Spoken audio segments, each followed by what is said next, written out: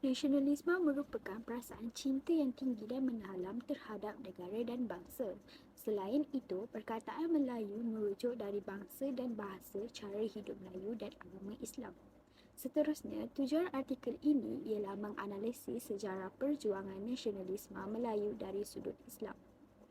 Menjadi unsur penting untuk kita mengetahui sumber identiti penduduk di Malaysia dan ia dianggap sebagai perjuangan asabiah.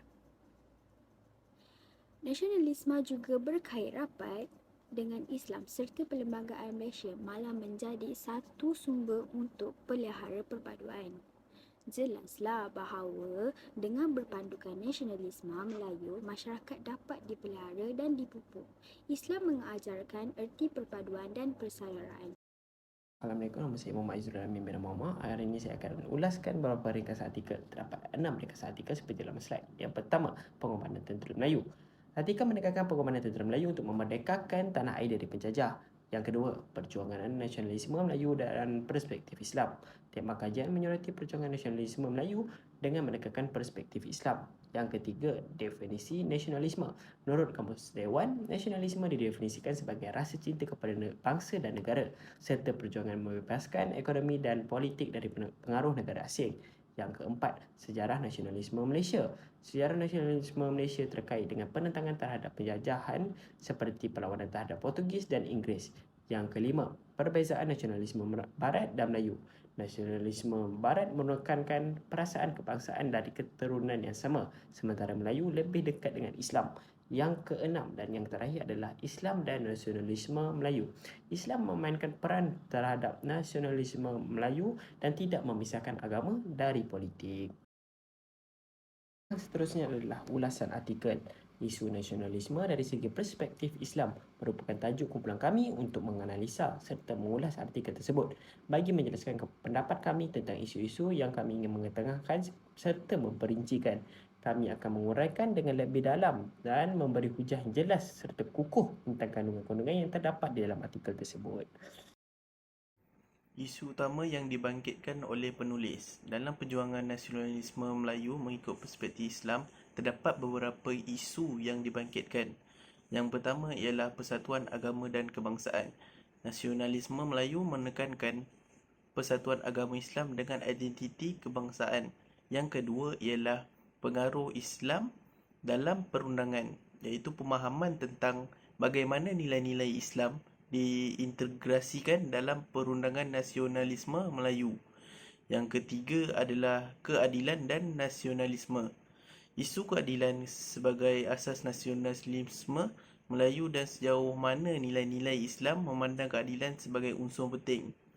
Penekanan pada prinsip-prinsip keadilan sosial dan ekonomi dalam perjuangan nasionalisme. Isu yang menarik dalam artikel ini ialah nasionalisme merupakan ideologi yang mementingkan kedudukan bangsa dengan memupuk kecintaan terhadap tanah air dan bangsa. Seterusnya, Melayu di Malaysia ketika zaman dahulu dibelenggu oleh penjajahan Inggeris sehingga melahirkan tokoh-tokoh Melayu yang lantang. Malah, ia menerapkan perasaan nasionalisme yang dierti sebagai satu perasaan cintakan bangsa dan negara secara mendalam dari lubuk hati. Selain itu, keberadaan Islam dalam nasionalisme Melayu telah mewujudkan suasana yang harmonik dalam negara itu.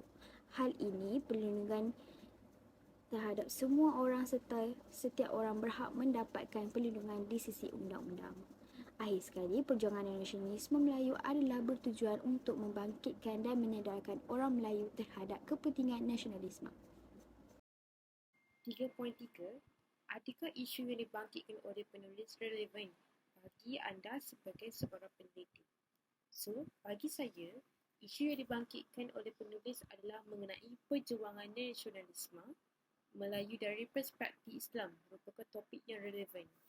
Kerana bagi saya topik relevan, saya tertarik dalam bidang sejarah, kajian budaya atau perbandingan agama. Hal ini membawa pengenalan yang penting terhadap bagaimana ideologi nasionalisme telah berkaitan dengan agama dan identiti budaya. Perspektif ini juga penting bagi penyelidik yang ingin memahami bagaimana nilai-nilai keagamaan dan budaya memainkan peranan dalam perjuangan kemerdekaan dan identiti negara. Bagaimanapun, relevansi isu ini bergantung pada bidang kajian dan minat pendidik masing-masing. So, kalau macam saya tertarik dengan topik ini atau bidang-bidang yang berkaitan dan menyebabkan isu ini bermakna dan relevan bagi saya sebagai pendidik. Persetujuan tentang kandungan artikel. Pertama sekali, terdapat perbezaan antara konsep nasionalisme yang dipegang oleh orang Melayu dan orang Barat. Konsep orang Melayu ialah mereka perlu mengambil bahagian lebih banyak dalam politik negara mereka untuk mempertahankan negara daripada penjajahan Barat. Semangat kebangsaan yang datang daripada darah keturunan yang sama adalah lebih penting bagi orang Barat. Bahkan, nasionalisme Barat telah membahagikan tanggungjawab politik dan agama. Semua kaum di tanah Melayu telah dibahagikan mengikut pekerjaan mereka oleh kuasa Barat. Orang Cina bekerja di bandar, orang India bekerja di ladang dan orang Melayu bekerja di kampung. Nombor magic saya ialah 2023188597. Artikel ini dapat mengubah atau memberi kesan kepada pemikiran kami kerana telah memperjuangkan dan memartabatkan nasionalisme Melayu untuk mencapai kemerdekaan dan mengenal sebuah konsep baharu iaitu konsep divide. Antara kesan positif bagi politik ialah telah menjelaskan bahawa Islam ialah agama bagi persekutuan, agama-agama lain boleh diamalkan dengan aman dan damai. Antara kesan positif bagi sosial, nombor satu ialah mempunyai sifat saling bantu-membantu dan saling hormat menghormati antara masyarakat berbilang kaum dan bangsa. Kedua, menyampaikan dakwah Islam kepada masyarakat. Dan kesimpulannya, betapa besarnya maksud Islam bagi mereka yang sudah memperjuangkan nasionalisme. Penemuan baru yang diperoleh daripada artikel iaitu konsep keseimbangan antara agama dan kebangsaan. Penemuan baru mungkin mencangkup konsep keseimbangan yang lebih baik antara nilai-nilai agama, Islam dan kebangsaan Melayu. Poin yang kedua ialah ketahanan terhadap pengaruh global. Kesedaran baru terhadap pentingnya ketahanan pengaruh global yang mungkin bertentangan dengan nilai-nilai Islam dalam perjuangan nasionalisme.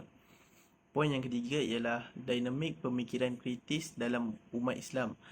Pemikiran kritis dan refleksi lebih mendalam dalam komunitas Muslim terkait peranan nasionalisme Melayu.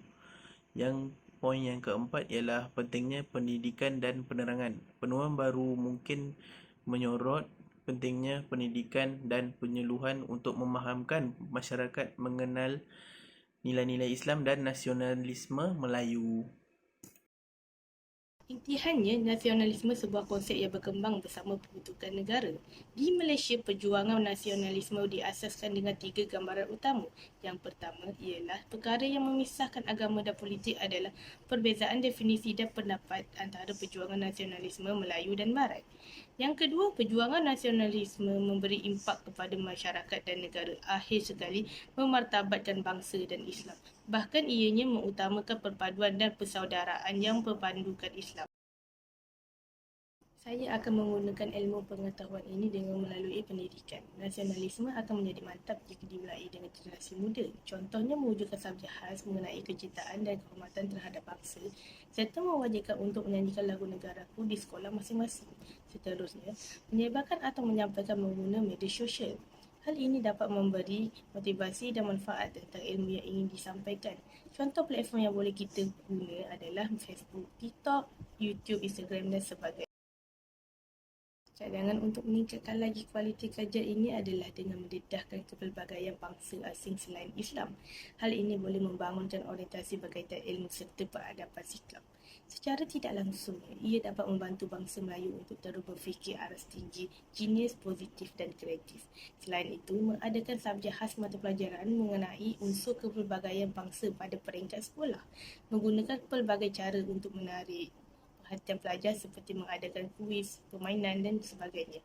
Malah, boleh menambahkan ilmu pengetahuan dan mendalami nilai-nilai yang mulia.